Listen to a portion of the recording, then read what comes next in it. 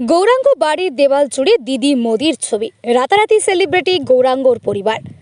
বঙ্গের নির্বাচনকে কেন্দ্র করে হেভিওয়েট নেতাদের আনাগোনা বেড়েছে বাংলায়। দেশের প্রধানমন্ত্রী নরেন্দ্র মোদী তিনিও বাংলার একাধিক জায়গায় সভা করেছেন, জনসংযোগে বেরিয়েছেন, কখনো ঝালমুড়ির দোকানে গিয়ে ঝালমুড়ি খেয়েছেন। শুক্রবার কলকাতার প্রিন্সেপ ঘাটে হঠাৎই হাজির হন প্রধানমন্ত্রী নরেন্দ্র মোদী। গঙ্গার তীরে তখন মাঝিরা সারি সারি নৌকোয় বসে। হঠাৎ প্রধানমন্ত্রী উঠে বসলেন গৌরাঙ্গ বিশ্বাসের নৌকায়। তার সঙ্গেই গঙ্গা বক্ষে নৌকা বিহার সারেন প্রধানমন্ত্রী। তারপর থেকেই রাতারাতি সেলিব্রিটি হয়ে ওঠে গৌরাঙ্গর পরিবার। হুগলির জিরাটের গোপালপুর গ্রাম, সেই গ্রামেরই বাসিন্দা বছর 70-এর গৌরাঙ্গ বিশ্বাস। এলাকার সবার কাছে কালু নামে পরিচিত।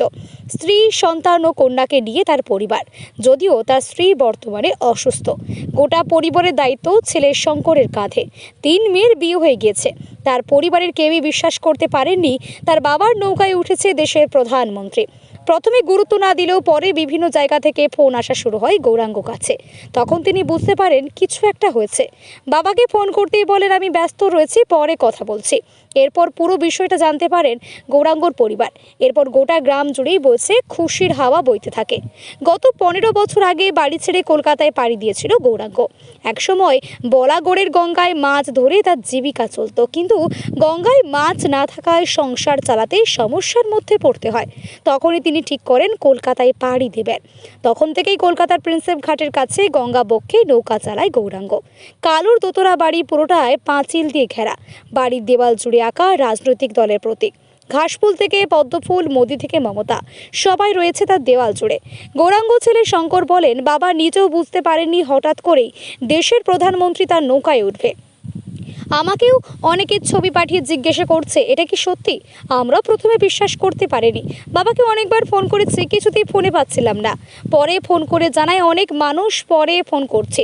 একসময় গঙ্গায় মাছ ধরতো, বছর 15 ধরে কলকাতাতেই নৌকা চালায়। কাজ ছিল না, তাই পাড়ি দিতে হয়েছিল কলকাতায়। এটা আমরা কোনোদিনও ভাবতে পারিনি প্রধানমন্ত্রীর কাছে যাওয়া এত সহজ নয়। এটা আমাদের কাছে এখনো স্বপ্নের মতো। নিজস্ব নৌকা নেই, অন্যের কাছে কাজ করে। আমি গেঞ্জি তৈরি করে সংসার চালাই।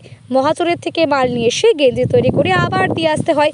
গৌরাঙ্গর প্রতিবেশীরা জানায়, এটা আমাদের কাছে গর্বের। আমরা প্রথমে বিশ্বাস করতেই পারিনি, আবেগপ্রবণ হয়ে গিয়েছে। প্রথমে একটু সন্দেহ হচ্ছিল, আদেও তো কাকা। কতটা ভালো লাগছে? খুবই ভালো লাগছে। আমার শ্বশুর মশাই একজন দেশের প্রধানমন্ত্রীর সঙ্গে যে একটা সাক্ষাৎ হয়েছে, আমাদের খুব ভালো লাগছে। আমরা তো খুব গর্ববোধ করছি। মানে প্রথমে যদি ছবিটা যখন আমরা দেখেছি, স্বপ্নের মতন প্রথমে ছবি দেখে আমরা বিশ্বাসই করতে পারিনি যে এরকম কিছু একটা ঘটেছে।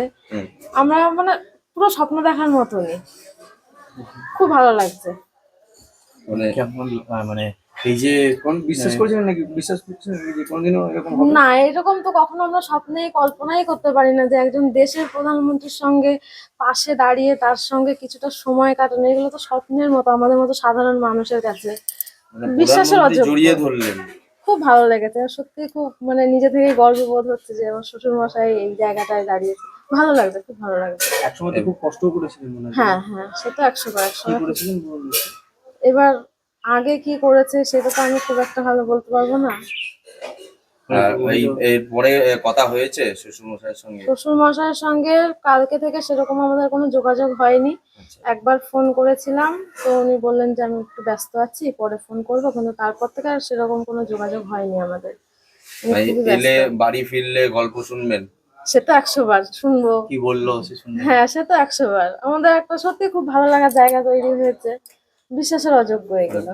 পাশের বাড়ির সবাই, এলাকার লোকজন কি আসছে বাড়িতে এমনি জিজ্ঞাসা করছে যে এটা কি সত্যি না ফেক। আমরা বললাম না, তোমরাও যেটুকু জানো আমরাও সেটুকুই জানি, আমাদের তো সেরকম কোনো যোগাযোগ হয়নি।